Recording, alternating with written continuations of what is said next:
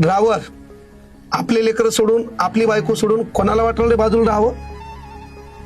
कोणाला वाटल? लेकरं, फॅमिली, घरदार है ना, हे सोडून 4-5 दिवस बाहेर राहणं. पण इथल्या नेत्यानं एवढा देश लुटला की त्यांच्या हाताला काम ठेवलं नाही. आणि काम न ठेवल्यामुळं काल का घरदार सोडून दिवस रात्र बाहेर 15-20 हजार रुपयावर काम करणारा हा ड्रायव्हर अनावधानानं कोणाला धक्का लागला तर हजाराचा समुदाय त्याच्या अंगावर जाणारा, त्याला मारणारा. 44 अंश सेल्सिअसवर गाडी जेव्हा पंक्चर होते तेव्हा त्याला टेपणी लावताना, जाग चढवताना, त्याच्या अंगातून घामाच्या धारा वाहताना कोणी पाहिल्यात का? 4 दिवस घर सोडून राहायचे, एखाद्या ठिकाणी गाडी खाली करायची आहे, तिथं 8 दिवस ती गाडी थांबायची, तेव्हा 8 दिवस तिथं मुक्काम करायचा आहे ना. चहा खिचडी भज्यावर दिवस काढायचे.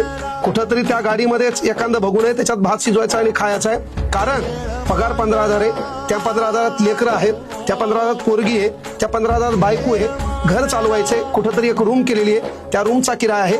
आणि एवढ्यातून आपलं तो लाचार न होता, भीक न मागता स्वतःच्या स्वाभिमानानं हातात एक देशाची स्टेरिंग घेतो आणि स्वतःचं घर चालवण्याचा प्रयत्न करतो.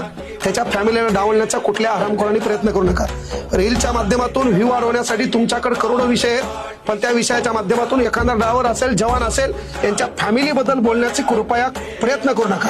अरे आपण गरीब आहेत, भिकार चोटांनो, आपल्याला गरिबीचा सन्मान का नाही?